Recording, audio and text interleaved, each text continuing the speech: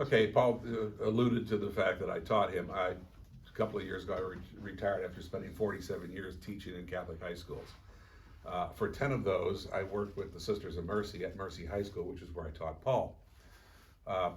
We could, go on and on about that, but that's okay. I only taught there. Marianist moment. He was. I only taught there, but when Mercy closed and I went to Aquinas Mercy, I became in charge of discipline for a school of about 1,000 kids, and I learned what I didn't like about the discipline that was done at Mercy, and I started working, my own theory of discipline, and I spent 4 years at Aquinas Mercy and then 6 years at DeBerg, where I helped with discipline, and I found that people had the same philosophy I did. 1995, I went to Vianney and ran into the Marianists and found that there was a couple of phrases from Chaminade that actually meshed with my method of discipline, my philosophy of discipline.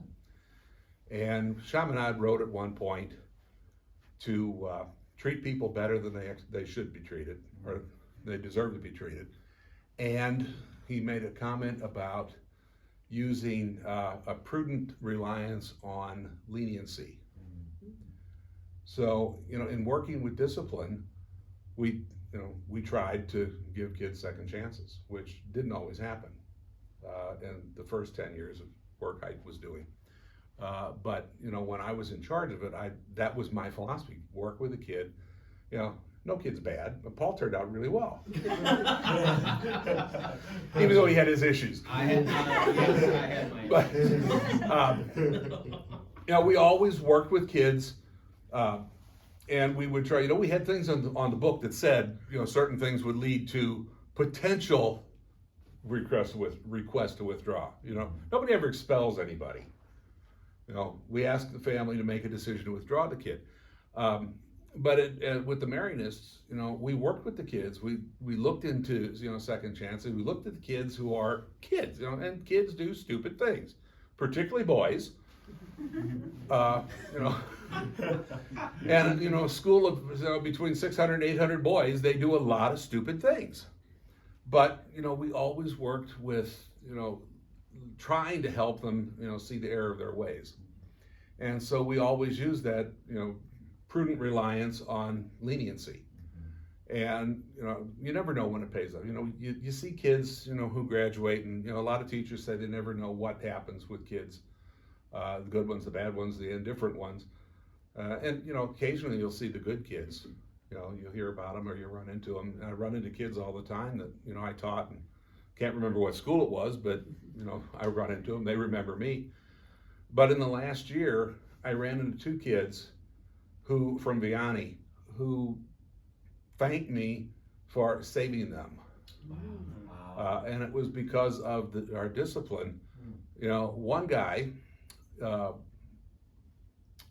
if there was trouble going on, he was in the middle of it. Always.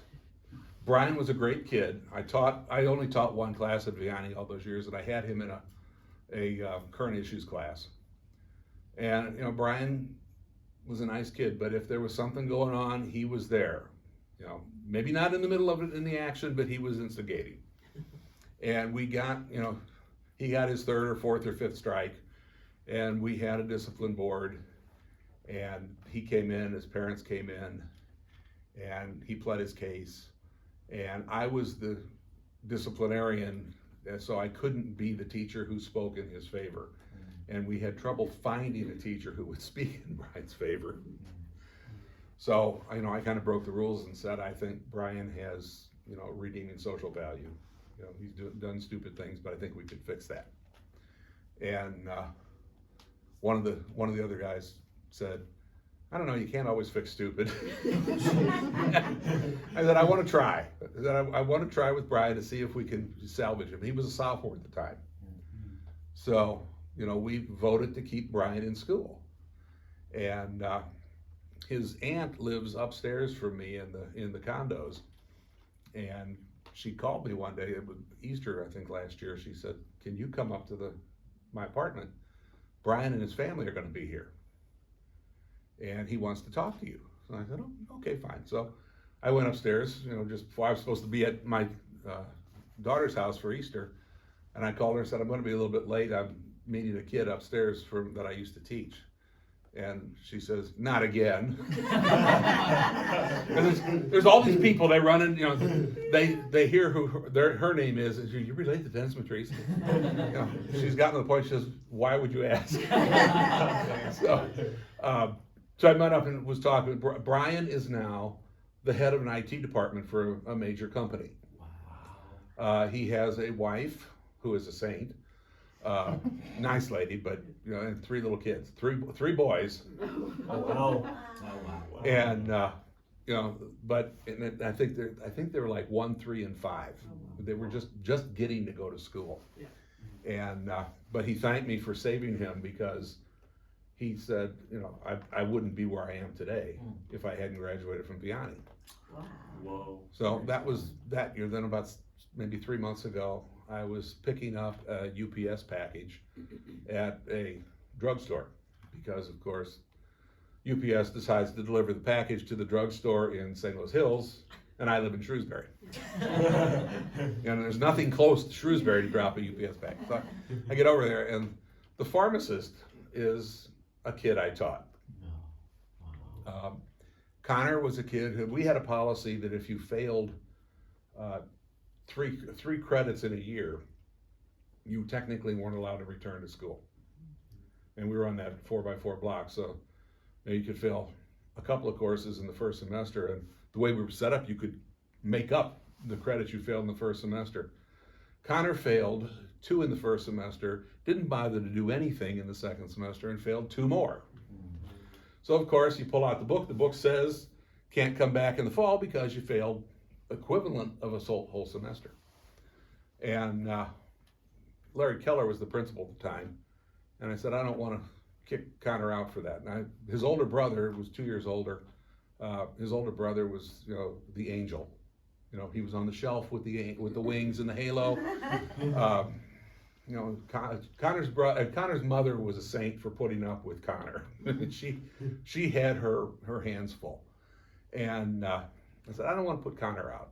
I said, I think maybe we need to, let him repeat some of these things. And I said, if we have to put him on a 5-year plan, I think his mom will be okay with that. And Larry said, well, we haven't usually put anybody, because we've never had anybody who failed that much. Yeah. And so I said, let me work with him, because I was also the academic guy at that time. So I put together a schedule. I gave him some correspondence work, and we kept Connor in school.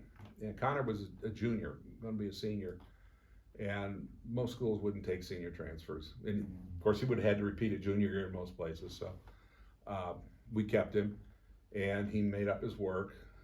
I think his mother was, hitting him with a whip at home to make sure he did his stuff. But he caught up. He got everything done. He graduated on time. Wow. At the bottom of his class, but graduated. So, he says, I wouldn't be here today as a pharmacist if I hadn't finished at Vianney. And he said, I need to thank you for that, because you saved me from being kicked out. And he said, I realized when you were doing that I probably should have been doing better on my own. And so he's the head pharmacist at this place, and going to buy the store because the owner's selling it. Whoa. So we got these 2 kids, and just in the last year, these 2 kids, because we worked with leniency, and we figured that probably Brian didn't deserve to be treated as well as we did, but he got it. And years later, they both get it.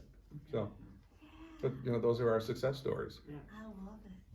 So the Marianists have it.